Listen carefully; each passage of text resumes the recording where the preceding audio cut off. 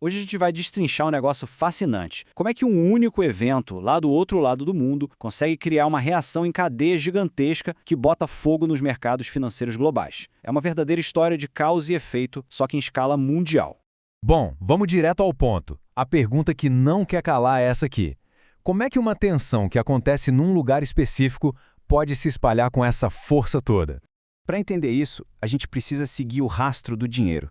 Ele se move por uma teia financeira global que conecta todo mundo, de Tóquio a São Paulo. É exatamente isso que a gente vai fazer agora, passo a passo. Tudo começa aqui, uma fagulha geopolítica que deixa o mundo inteiro em estado de alerta. O estopim de tudo é esse aqui. 48 horas atrás, os Estados Unidos deram um ultimato para o Irã. A ordem? Reabrir o Estreito de Hormuz, que é um ponto vital, sabe? É por onde passa boa parte da energia do mundo. O presidente Trump ameaçou agir contra as instalações iranianas se o prazo estourasse. E hoje, 23 de março de 2026, esse prazo expira. O mundo está de olho no relógio. E com o prazo chegando no fim, a reação dos mercados foi assim, imediata e bem forte. Vamos ver como essa onda de choque se espalhou pelo globo. O que a gente vê aqui é um movimento clássico que o mercado chama de aversão ao risco. Basicamente, os investidores ao redor do mundo começam a vender tudo que é considerado mais arriscado, tipo ações, e vão procurar abrigo em coisas mais seguras. É uma corrida global por proteção.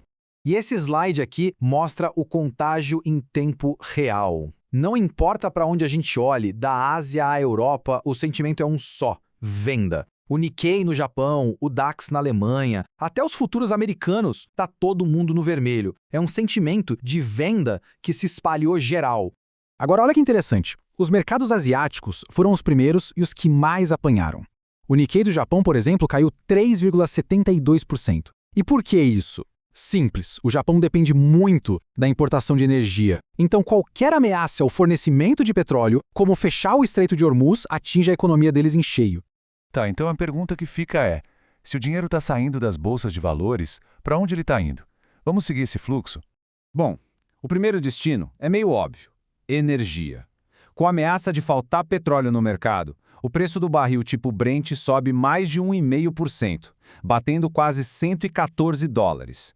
A tensão geopolítica vira, na hora, preço mais alto na bomba. Em momentos de crise global, tem um lugar que todo mundo corre: o dólar americano. Ele é visto como o porto seguro do mundo. Investidores do planeta inteiro compram dólares para se proteger e isso faz o valor dele subir. O índice DXY, que mede justamente a força do dólar, mostra bem esse movimento. E tem como medir o medo no mercado? Tem sim. É o índice VIX, conhecido como o termômetro do medo de Wall Street. E ele deu um salto de mais de 11%, o que mostra que a expectativa de chacoalhão e incerteza lá nos Estados Unidos está altíssima. Agora, se o medo está alto nos Estados Unidos, nos mercados emergentes como o Brasil, a coisa é ainda pior. Aí vira pânico.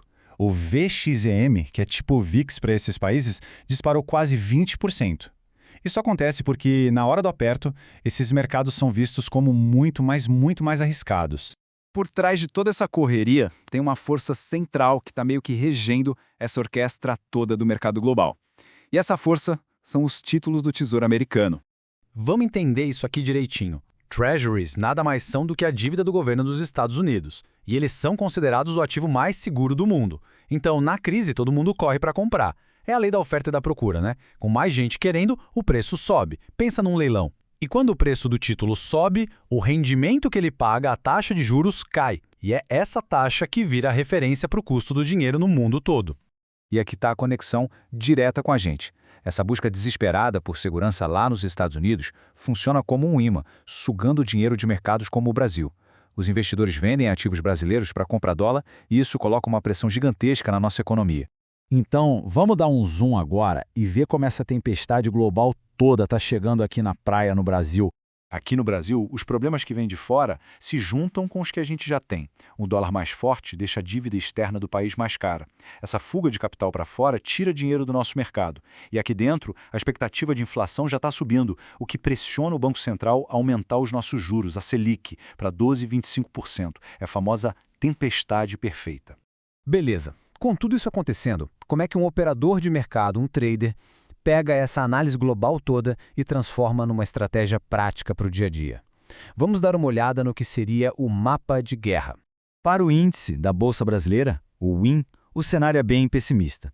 Todos os sinais apontam para baixo. Aversão ao risco lá fora, dinheiro saindo, juros subindo, até um fundo de ações brasileiras negociado em Nova York já caiu quase 4%. A estratégia então é de venda, apostando na queda, especialmente se o índice não conseguir passar daquela barreira de preço importante, nos 180,748. Já para o dólar, a história é completamente o oposto. Ele é o refúgio seguro do mundo, o índice DXY está forte, o risco geopolítico está lá em cima, ou seja, todos os sinais apontam para uma estratégia de compra. A expectativa é que o preço continue acima do suporte de 5.267 para confirmar essa tendência de alta. E aqui, no fim das contas, tudo se resume a este plano de ação.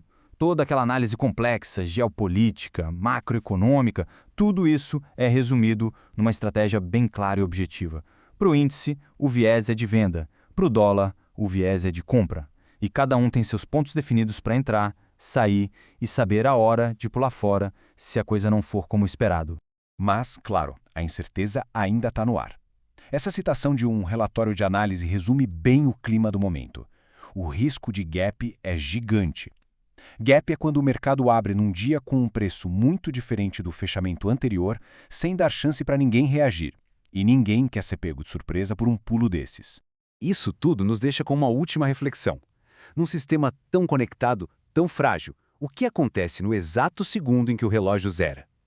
É um lembrete bem forte de como, na economia global, no fim do dia, estamos todos no mesmo barco.